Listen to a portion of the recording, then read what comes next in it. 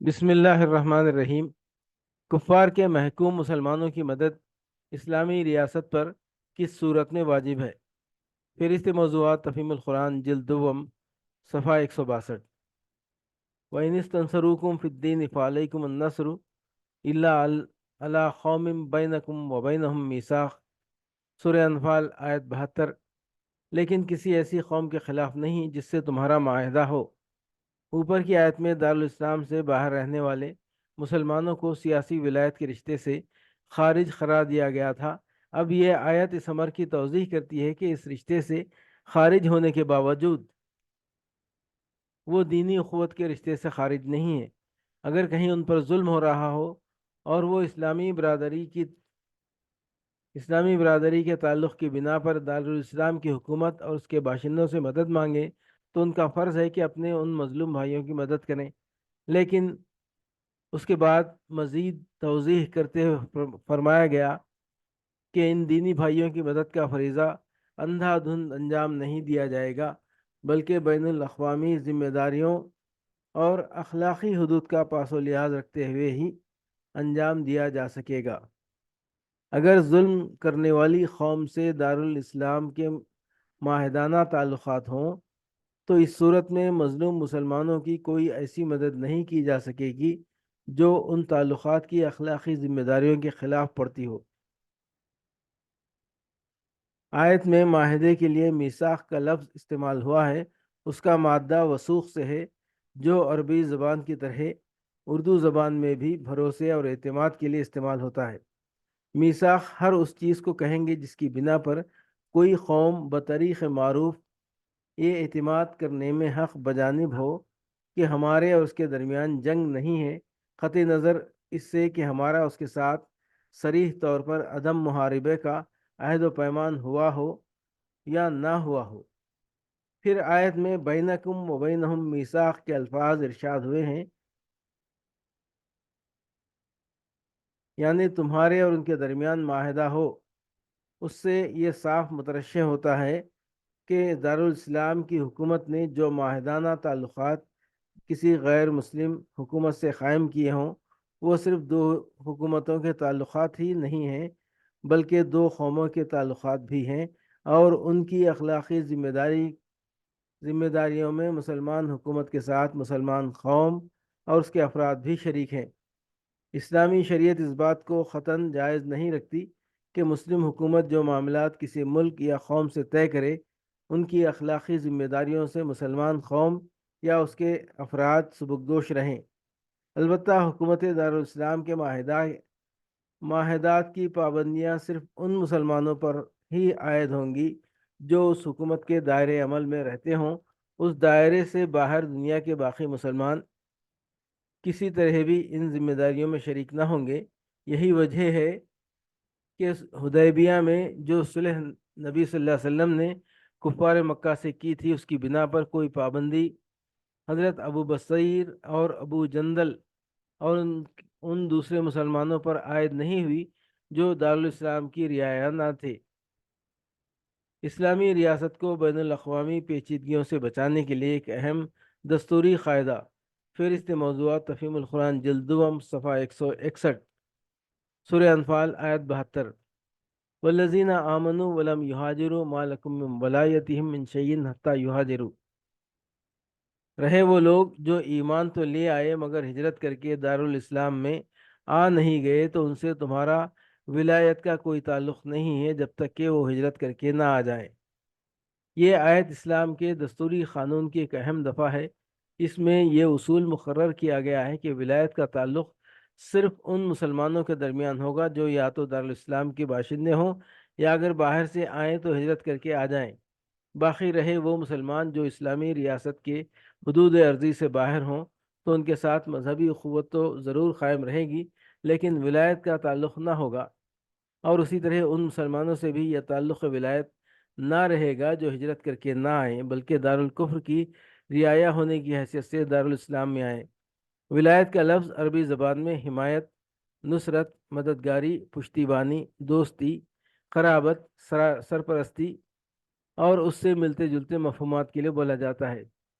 اور اس آیت کے سیاق و سباق میں صریح طور پر اس سے مراد وہ رشتہ ہے جو ایک ریاست کا اپنے شہریوں سے اور شہریوں کا اپنی ریاست سے اور خود شہریوں کا آپس میں ہوتا ہے۔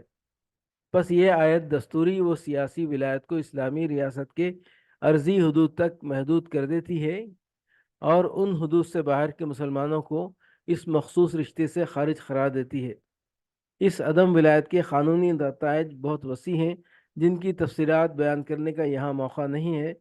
مثال کے طور پر صرف اتنا اشارہ کافی ہوگا کہ اسی عدم ولایت کی بنا پر دارالکفر اور دارالاسلام کے مسلمان ایک دوسرے کے وارث نہیں ہو سکتے، ایک دوسرے کے قانونی ولی گارڈین نہیں بن سکتے، باہم شادی بیاہ نہیں کر سکتے، اور اسلامی حکومت کے ایسے مسلمان کو اپنے ہاں ذمہ داری اور اسلامی حکومت کسی ایسے مسلمان کو اپنے ہاں ذمہ داری کا منصب نہیں دے سکتی جس نے دارالکفر سے شہریت کا تعلق نہ توڑا ہو۔ علاوہ بریں یہ آیت اسلامی حکومت کی خارجی سیاست پر بھی اثر ڈالتی ہے، جس کی روح سے دولت اسلامیہ کی ذمہ داری ان مسلمانوں تک محدود ہے جو اس کی حدود کے اندر رہتے ہیں۔ باہر کے مسلمانوں کے لیے کسی ذمہ داری کا بار اس کے سر نہیں ہے۔ یہی وہ بات ہے جو نبی صلی اللہ علیہ وسلم نے اس حدیث میں بیان فرمائی ہے کہ انا بریم من کل مسلم بین ظہرانی المشرکین، میں کسی ایسے مسلمان کی حمایت و حفاظت کا ذمہ دار نہیں ہوں جو مشرکین کے درمیان رہتا ہو۔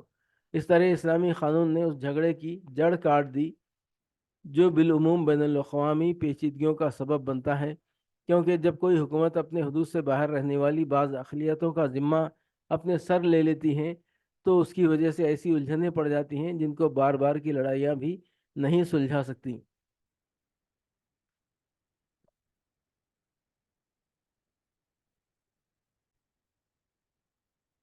تحقیق کے بغیر کسی کے خلاف کارروائی کرنا ممنوع ہے۔ فہرست موضوعات تفہیم القرآن جلد دوم صفحہ 616، سورہ بنی اسرائیل آیت 36۔ ولا تخف ما ليس لك به علم ان السمع والبصر والفؤاد كل اولئک کان عنہ مسئولا۔ کسی ایسی چیز کے پیچھے نہ لگو جس کا تمہیں علم نہ ہو، یقیناً آنکھ، کان اور دل سبھی کی باس پرس ہونی ہے۔ اس دفعہ کا منشا یہ ہے کہ لوگ اپنی انفرادی و اجتماعی زندگی میں وہم و گمان کے بجائے علم کی پیروی کریں۔ اسلامی معاشرے میں اس منشا کی ترجمانی وسیع پیمانے پر اخلاق میں، قانون میں، سیاست میں اور انتظام ملکی میں، علوم و فنون اور نظام تعلیم میں، غرض ہر شعبہ حیات میں کی گئی، اور ان بے شمار خرابیوں سے فکر و عمل کو محفوظ کر دیا گیا جو علم کے بجائے گمان کی پیروی کرنے سے انسانی زندگی میں رونما ہوتی ہیں۔ اخلاق میں ہدایت کی گئی کہ بدگمانی سے بچو اور کسی شخص یا گروہ پر بلا تحقیق کوئی الزام نہ لگاؤ۔ قانون میں مستقل اصول طے کر دیا گیا کہ محض شبہ پر کسی کے خلاف کارروائی نہ کی جائے۔ تفتیش جرائم میں یہ قاعدہ مقرر کیا گیا کہ گمان پر کسی کو پکڑنا اور مار پیٹ کرنا یا حوالات میں دے دینا قطعی ناجائز ہے۔ غیر قوموں کے ساتھ برتاؤ میں یہ پالیسی متعین کر دی گئی کہ تحقیق کے بغیر کسی کے خلاف کوئی قدم نہ اٹھایا جائے اور نہ مجرد شبہات پر افواہیں پھیلائی جائیں۔ نظام تعلیم میں بھی ان نام نہاد علوم کو ناپسند کیا گیا جو محض ظن و تخمین اور لا تعال قیاسات پر مبنی ہیں، اور سب سے بڑھ کر یہ کہ عقائد میں اوہام پرستی کی جڑ کاٹ دی گئی اور ایمان لانے والوں کو یہ سکھایا گیا کہ صرف اس چیز کو مانیں جو خدا اور رسول کے دیے ہوئے علم کی روح سے ثابت ہو۔ اسلامی ریاست کی بین الاقوامی سیاست دلیرانہ ہونی چاہیے۔ فہرست موضوعات تفہیم القرآن جلد دوم صفحہ 156، سورہ انفال آیات 61-62۔ وَإِن جَنَحُوا لِلسَّلْمِ فَاجْنَحْ لَهَا وَتَوَكَّلْ عَلَى اللَّهِ إِنَّهُ هُوَ السَّمِيعُ الْعَلِيمُ وَإِن يُرِيدُوا أَن يَخْدَعُوكَ فَإِنَّ حَسْبَكَ اللَّهُ هُوَ الَّذِي أَيَّدَكَ بِنَصْرِهِ وَبِالْمُؤْمِنِينَ۔ اور اے نبی، اگر دشمن صلح و سلامتی کی طرف مائل ہوں تو تم بھی اس کے لیے آمادہ ہو جاؤ اور اللہ پر بھروسہ کرو، یقیناً وہی سب کچھ سننے اور جاننے والا ہے، اور اگر وہ دھوکے کی نیت رکھتے ہوں تو تمہارے لیے اللہ کافی ہے۔ یعنی بین الاقوامی معاملات میں تمہاری پالیسی بزدلانہ نہیں ہونی چاہیے بلکہ خدا کے بھروسے پر بہادرانہ اور دلیرانہ ہونی چاہیے۔ دشمن جب گفتگو یا مصالحت کی خواہش ظاہر کرے، بے تکلف اس کے لیے تیار ہو جاؤ، اور صلح کے لیے ہاتھ بڑھانے سے اس بنا پر انکار نہ کرو کہ وہ نیک نیتی کے ساتھ صلح نہیں کرنا چاہتا بلکہ غداری کا ارادہ رکھتا ہے۔ کسی کی نیت بہرحال یقینی طور پر معلوم نہیں ہو سکتی۔ اگر وہ واقعی صلح ہی کی نیت رکھتا ہو تو تم خواہ اس کی نیت پر شبہ کر کے خون ریزی کو طول کیوں دو؟ اور اگر وہ غدر کی نیت رکھتا ہو تو تمہیں خدا کے بھروسے پر بہادر ہونا چاہیے۔ صلح کے لیے بڑھنے والے ہاتھ کے جواب میں ہاتھ بڑھاؤ تاکہ تمہاری اخلاقی برتری ثابت ہو، اور لڑائی کے لیے اٹھنے والے ہاتھ کو اپنی قوت بازو سے توڑ کر پھینک دو تاکہ کبھی کوئی غدار قوم تمہیں نرم چارہ سمجھنے کی جرت نہ کرے۔ اسلامی ریاست کی ضروریات پر خرچ کرنا انفاق فی سبیل اللہ ہے۔ فہرست موضوعات تفہیم القرآن جلد دوم صفحہ 156، سورہ انفال آیت 63۔ وَأَلَّفَ بَيْنَ قُلُوبِهِمْ لَوْ أَنفَقْتَ مَا فِي الْأَرْضِ جَمِيعًا مَا أَلَّفْتَ بَيْنَ قُلُوبِهِمْ وَلَكِنَّ اللَّهَ أَلَّفَ بَيْنَهُمْ إِنَّهُ عَزِيزٌ حکیم۔ وہی تو ہے جس نے اپنی مدد سے اور مومنوں کے ذریعے سے تمہاری تائید کی، اور مومنوں کے دل ایک دوسرے کے ساتھ جوڑ دیے۔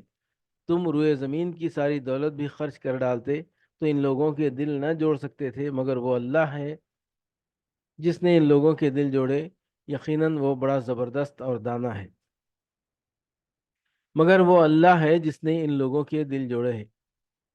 اشارہ ہے اس بھائی چارے اور الفت و محبت کی طرف جو اللہ تعالیٰ نے ایمان لانے والے اہل عرب کے درمیان پیدا کر کے ان کو ایک مضبوط جتھا بنا دیا تھا۔ حالانکہ اس جتھے کے افراد ان مختلف قبیلوں سے نکلے ہوئے تھے جن کے درمیان صدیوں سے دشمنیاں چلی آ رہی تھیں۔